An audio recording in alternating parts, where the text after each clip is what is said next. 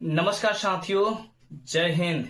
तो जिस प्रकार से 60 साल के वैज्ञानिक सोनम वांगचुक को दिल्ली के जंतर मंतर से उनके हंगर स्ट्राइक के 21वें दिन दिल्ली पुलिस ने उठाकर ले गई, ये साफ जाहिर हो रहा है कि इस देश में अघोषित इमरजेंसी चल रहा है। मैं ये बात क्यों कह रहा हूं?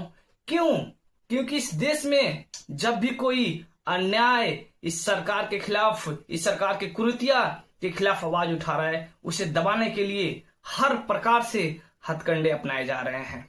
सोनम वांगचुक आपको पता है कि बहुत बड़े साइंटिस्ट और बहुत बड़े समाजसेवी हैं। उन्होंने शिक्षा मंत्री धर्मेंद्र प्रधान के खिलाफ पिछले 21 दिन से भूख हड़ताल पर थे और 21वां दिन दिल्ली पुलिस ने इलाज के नाम पर उन्हें उठाकर लेके चली गई है।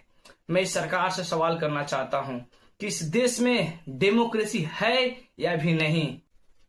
क्यों इस देश में तानाशाह की तरफ ये देश बढ़ रहा है? ऐसी सरकार एक तरफ से तानाशाह को जन्म देगी।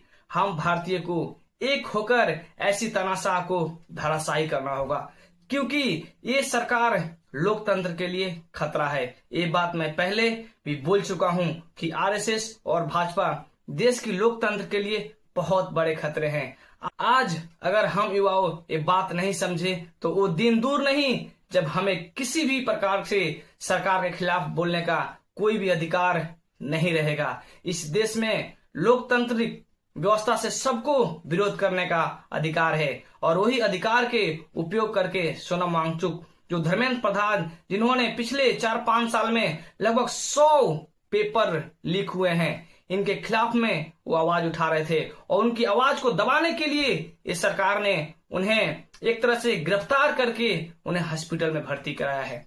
तो इस चीज को मैं कड़ी निंदा करता हूं और मांग करता हूं कि जल्द से जल्द सोनम वांगचुक को जंतर मंतर पर पहुंचाया जाए और धर्मेंद्र प्रधान को जल्द से जल्द इस्तीफा दिया जाए। अन्यथा अगर इस हंगर स्ट्राइक में सोनम वांगचुक की मौत होती है तो इस देश में जो भी अगर घटनाएं घटेगी, इसका मुख्य कारण भाजपा की और आरएसएस की सरकार होगी। जय हिंद।